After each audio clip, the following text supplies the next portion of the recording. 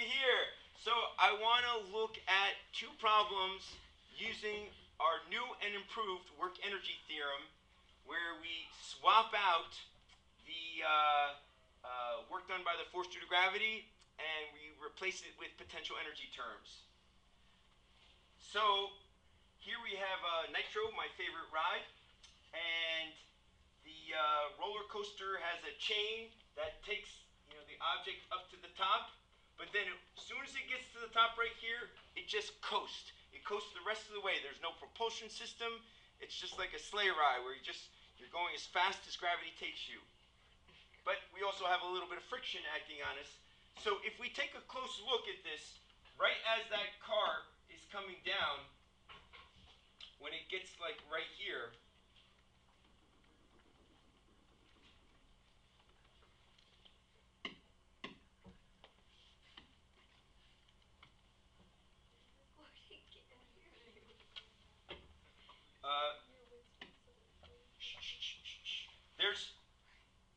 there's three forces acting on the roller coaster car as it goes down the mountain. You have its weight force, F sub g. You have the normal force, and you have the friction force acting opposite the direction of the motion. And if we want to calculate the final velocity down here at the bottom, we could use the original work energy theorem, and the original work energy theorem would look something like this. The initial kinetic energy plus the total amount of work done equals the final kinetic energy. We could always use this. And if we did use this, we would have to calculate the work done by all three forces. We would have to calculate the work done by the force due to gravity, the work done by the normal force, and the work done by the force due to friction. But instead of doing that, we're going to use the new and improved work energy theorem. And the new and improved work energy theorem states if you take the initial kinetic energy plus the potential energy due to gravity up at the top, and then add the non-conservative work done, the work done by the non-conservative forces, that equals the final kinetic energy plus the final potential energy due to gravity.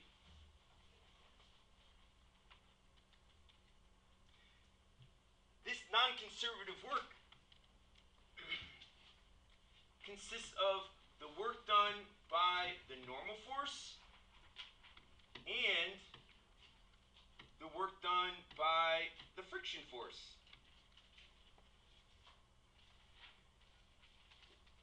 Notice we don't have to calculate the work done by the force due to gravity because these potential energy terms, they take care of the work done by the force due to gravity.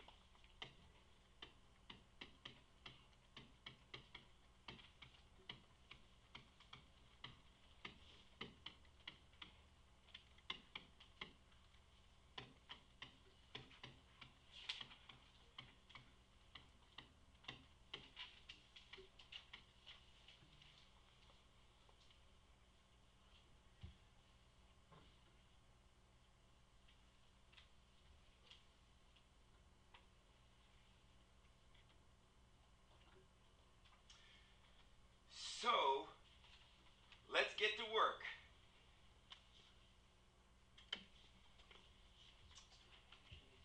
The initial kinetic energy plus the potential energy due to gravity initial plus the non-conservative work equals the KE final plus the PEG final. And then I'm going to rewrite that and replace WNC with the two works that are non-conservative.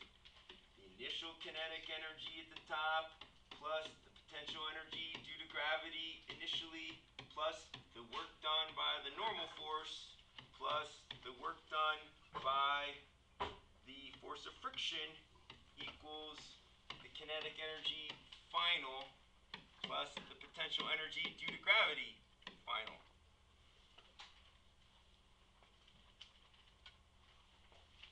Now, the work done by the normal force, we know that's equal to the normal force times the forward displacement times the cosine of the angle between the normal force and the forward displacement. I'll call that theta 1.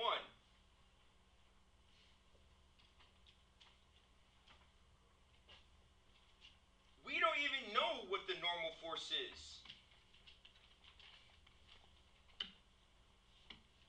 That's a big question mark. But the good news is with the normal force, we do know what this theta is. Let's go back and take a look at the diagram. Look, the car is going forward, and the normal force is perpendicular to that forward motion.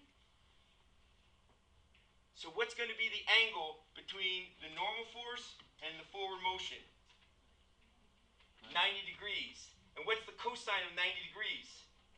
0. So it turns out a perpendicular force this way doesn't do any work whatsoever changing the kinetic energy in the forward direction. So we know that this right here is a 90 degrees, and cosine of 90 is 0, so this turns out to be 0 joules.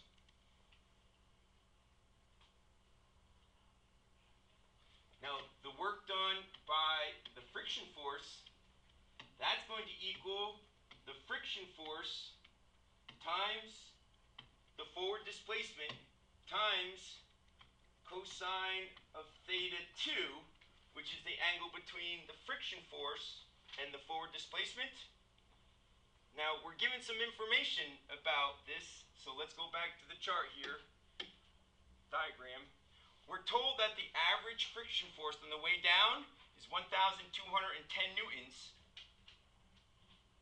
And we're told that the forward distance of the track is 85 meters. The length of the track, following this path like this, ready? Like that. That curved path like this is 85 meters. So we know that this here is, what was the number of the friction force? Did anyone catch that? 1,210 newtons. The forward displacement? 85 meters. And then the cosine of theta, well, what's going to be the angle between the direction that the car is going and the force of friction? 180 degrees. So this here is going to be the cosine of 180 degrees. And what's the cosine of 180 degrees? -1. And that makes the work done by the friction force negative, which it commonly is. So when we crunch that out, what do we get as an answer? Little help? I'm doing it. Negative 102,850. Yes, that one. 102,000, 850 joules.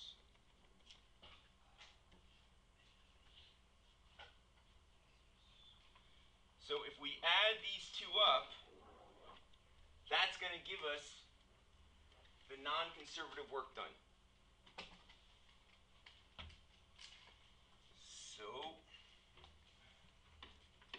the initial kinetic energy plus the initial potential energy due to gravity plus the non-conservative work done equals final kinetic energy. I just keep writing so we see it as we go down, plus the final potential energy due to gravity.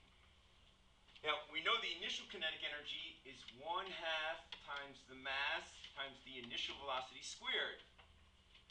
the initial potential energy due to gravity is mgh initial.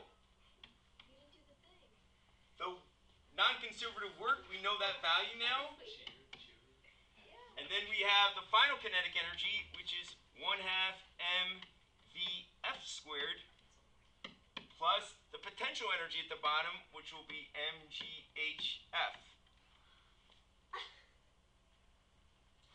And we have values for everything now except for that final velocity. So we just had to plug in all the values that we know and solve for that final velocity.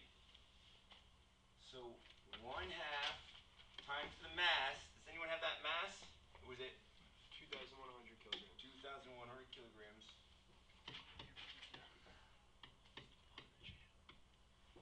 Times the initial velocity going over the top hill is 2 meters per second. 4. And that gets squared. Does it have gravitational potential energy at the top? Yes. Yes. 2,100 kilograms.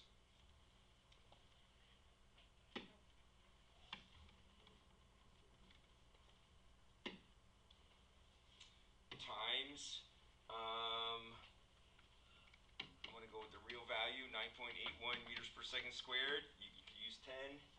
And what was the height of that initial hill? 70? 70 meters. Plus, what was the work done by friction? Negative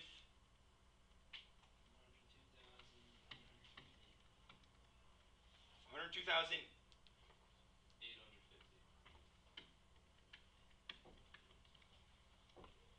And this is going to equal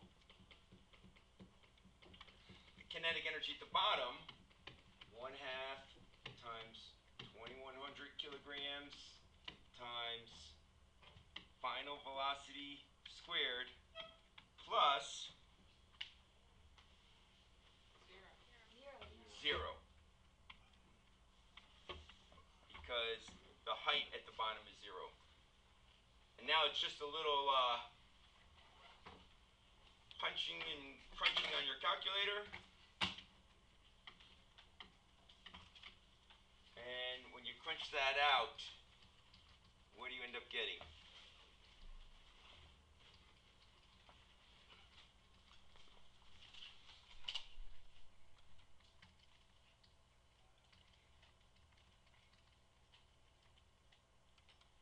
Yeah, I think that's right.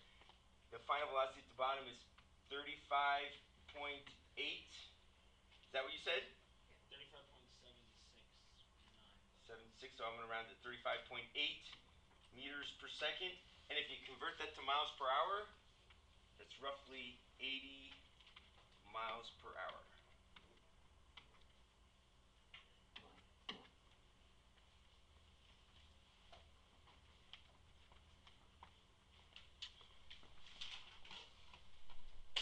So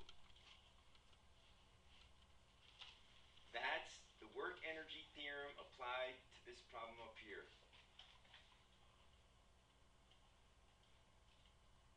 What's the actual? It goes about that fast, 80 miles per hour.